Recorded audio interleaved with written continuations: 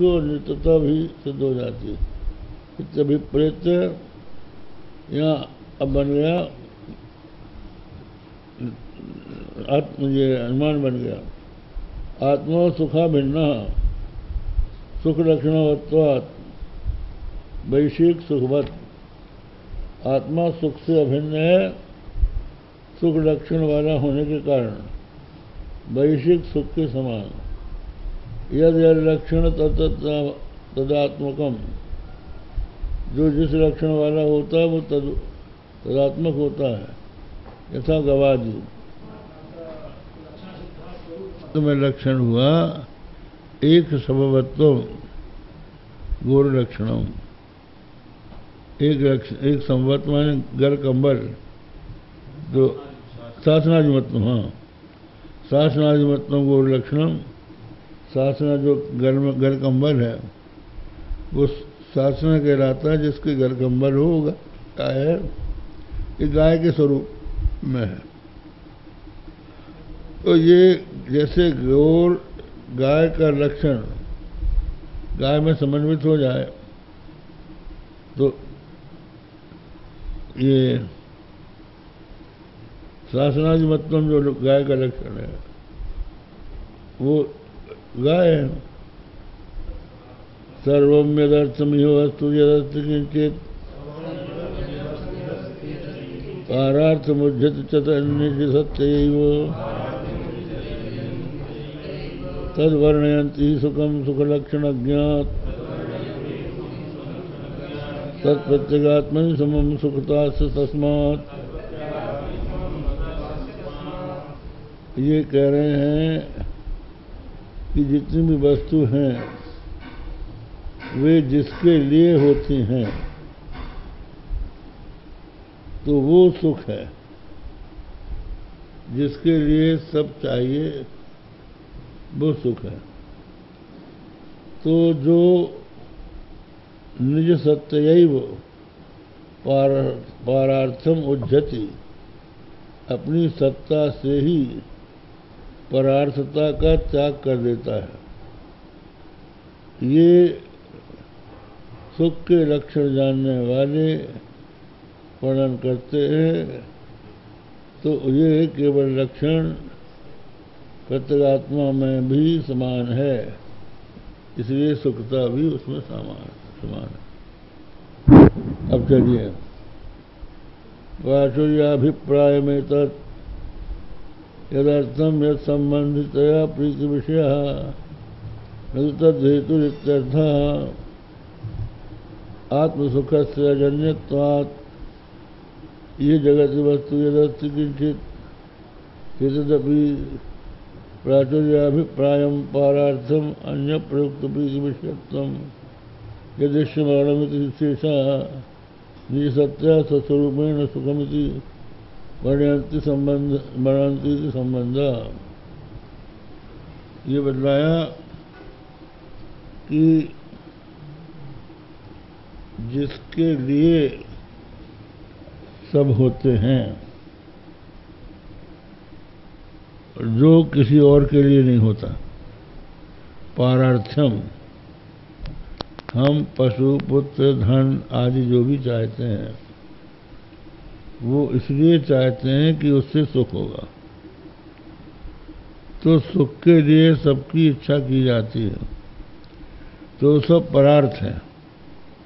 मन पर माने सुख, सुख के लिए सब है, लेकिन सुख परार्थ नहीं है। हम सुख किसके लिए चाहते हैं ये प्रश्न ही नहीं है, क्योंकि वो अपनी स्वरूप ही है, वो उसको हम नहीं छोड़ते हैं। तो दोनों बातें आ जाती हैं। ये बतलाया कि आत्मनस्तु कामाय सर्वम सुखम भवति।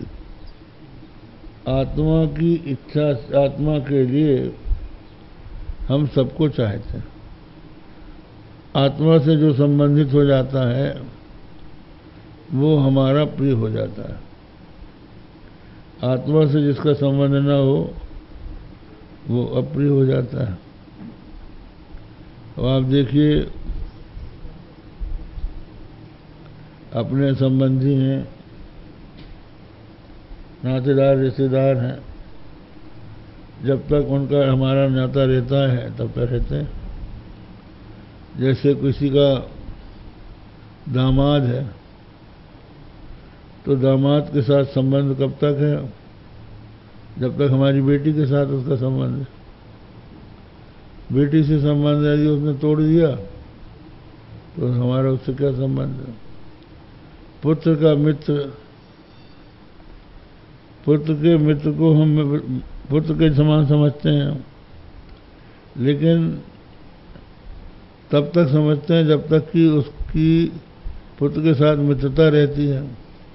यदि वो मित्रता छोड़ दे तो हम उसको भी छोड़ देते हैं। यहाँ तक कि देखिए, अपने पेट में जब तक अन्न रहता है, जब तक मूत्र रहता है, मलमूत्र तो पेट में है, लेकिन हम पूजा करते हैं, अशुद्ध नहीं होते हैं। लेकिन जब वो पेट से बाहर हो जाता है तो शौच करके अशुद्ध शुद्ध होते हैं, वो अपवित्र हो गया। ठीक है, आपके सिर में बाल है, खूब कंघी करते हैं, तेल लगाते हैं, तब तक वो सिर में है, तब तक शुद्ध है। और वो अशुद्ध हो के भोजन में गिर जाए, दाल और सब्जी में गिर जाए तो आप दाल ही छोड़ दोगे, बाल से घृणा हो जाएगी, क्योंकि वो आत्मा से अनात्मा हो गया। नख है, इसलिए अपने नख को कैसे सजाते हैं? कई तरह से उसमें वो स्वरूप बनाते हैं, लेकिन वो नख अगर टूट जाए, कट जाए तो अशुद्ध हो जाता है। तो जो भी चीज आत्मा से अलग हुई वो अनात्मा हो जाती है। तो ऐसी स्थिति में आत्मा के साथ जुड़ने पर ही कोई वस्तु हमारे लिए प्रिय होती है। इसलिए आत्मा के साथ संबद्ध होने के कारण यही समझ लीजिए कि इस शरीर को, अब किसी ने बहुत बड़ा मकान बनाया, बंगला बनाया और मर गया, मरने के बाद वो प्रेत बना, तो उसका उस मकान से क्या संबंध? तो गया, उसका नहीं रहा वो।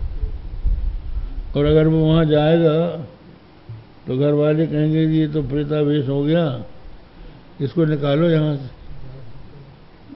बेचारा वहां से भगाया जाएगा। अनात्मा जो भी होती है, अनात्मा, अरे अपना हाथ कट जाए तो कोई लेके घूमता थोड़ी है, उसको उठा के फेंक देता है, क्या दे रहा हूं, अनात्मा हो गया।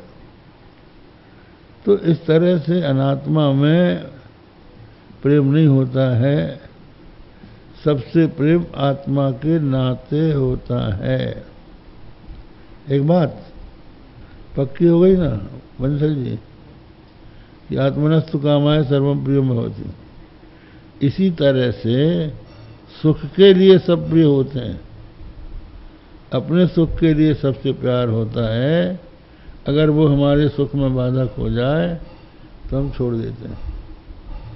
तो हम अपना जो आत्मा है